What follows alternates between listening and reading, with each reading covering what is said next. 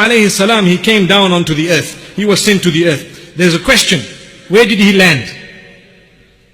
He wasn't just thrown so that suddenly he landed, meaning he dropped. But Allah placed him on the earth. This we find in the narration of Rasulullah sallallahu alaihi wasallam, where he says that Adam alayhi salam nazala fil Hind. He came down in what is known as the Indo-Pak subcontinent, precisely Sri Lanka. There is a mount there known as Adam's Peak. If you go there, you will find it green and beautiful, as though it is not from this earth, but it is. I'm not trying to imply anything, but I'm just saying it is so beautiful, maybe because the Sri Lankans have kept it that way. But it's a beautiful place.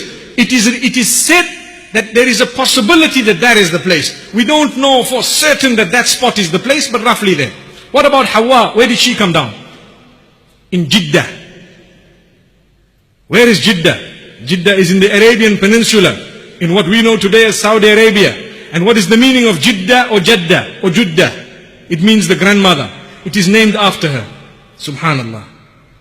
Now what happened? They started looking for each other. I remember, meaning I can imagine, I'm just saying it for myself, I can imagine them thinking, I remember there was someone, we had Hawa here, where is she? Let's start looking. And he started looking, subhanallah. If you picture it, you can imagine. And Adam alayhi salam began to walk.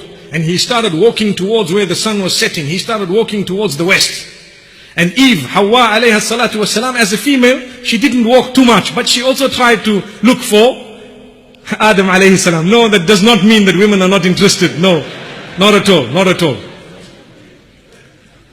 And according to what some of the historians have to say, they met in Arafah. And this is why, where the white pillar is, the historians have made mention of, I haven't found it in a correct narration, authentic narration, but they say that where Arafah is, where we actually gather, that is where the two met. Wallahu a'lam, Allah knows best.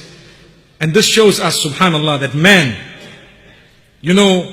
when we are separated from our spouses, it should hurt us. It should make us want to get back. We should do anything to solve the matter. This is what it is. I think that is a lesson that is drawn here. If we want to learn something from Adam alayhi salam, he didn't just wait for another woman to come along. No, he didn't. He knew that I have a wife. Let me make an effort. And do you know, he walked half the globe, imagine. And he got to her. Allahu Akbar.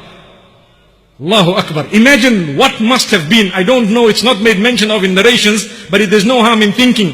What must have been the emotions when the two saw each other? They must have thought, I don't know, but I'm just imagining. Subhanallah. Imagine after what effort. How many of us are prepared to solve our marital problems by making even 1/1,000,000th of that effort? It's a lesson. Today, a small thing, we flick the marriage off. Small thing, flicked off. Go for someone else. Small thing, it didn't work. Why? For what? May Allah subhanahu wa ta'ala open our doors. May He grant us Jannah. We have a lot more to say. Inshallah, we leave it for tomorrow until we meet again. Wa sallallahu wa sallam wa baraka ala nabina Muhammad. Subhanallah bihamdihi, subhanakallahumma wa bihamdik. Nashhadu an la ilaha illa anta nastaghfiruka wa